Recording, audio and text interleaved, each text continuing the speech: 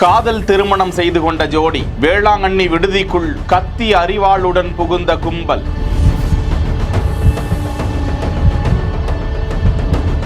குடும்பத்தினரையே வெட்டி படுகாயப்படுத்தி பெண்ணை தூக்கிச் சென்ற அதிர்ச்சி.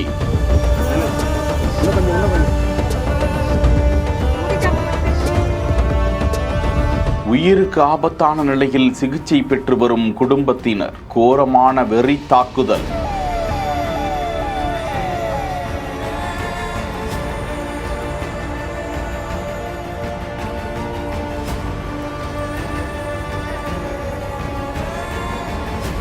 பெங்களூரு நாகவரா பகுதியை சேர்ந்த டேனியல் என்பவரது மகன் ராகுல், அதே பகுதியை சேர்ந்த ராஜாராவ் என்பவரது மகள் கீர்த்தனா இருவரும் காதலித்து வந்ததாக சொல்லப்படும் நிலையில் காதல் விவகாரம் குறித்து கீர்த்தனா வீட்டில் தெரிந்து கொண்டதுமே இதற்கு கடுமையான எதிர்ப்பு தெரிவித்து வந்ததாக சொல்லப்படுகிறது. இந்த நிலையில் ராகுல் குடும்பத்தினரோடு வேளாங்கண்ணிக்கு வந்துவிட்ட அவர்கள் வீட்டை விட்டு கீர்த்தனா வெளியேறினார். தொடர்ந்து அவர்கள் வேளாங்கண்ணிக்கு வந்து அங்கு திருமணம் செய்து கொண்டு அங்குள்ள தங்கும் விடுதியில் தங்கியிருந்தார்கள். இந்த நிலையில்தான் கீர்த்தனாவின் குடும்பத்தினர் வேளாங்கண்ணியில் இவர்கள் இருப்பது குறித்து தகவல் அறிந்து 9 பேர் கொண்ட கும்பல் ஆயுதங்களோடு வேளாங்கண்ணிக்கு வருகை தந்து அந்த தங்கும் விடுதிக்குள் தடதடவென உள்ளே புகுந்து சரமாரியான வெட்டு தாக்குதலில் ஈடுபட்டிருக்கிறார்கள். ராகுல் தாய், தந்தையர், சித்தப்பா அனைவருக்கும் சரமாரியான வெட்டுக்காயங்கள், கொலை முயற்சி அங்கு நடந்திருக்கிறது.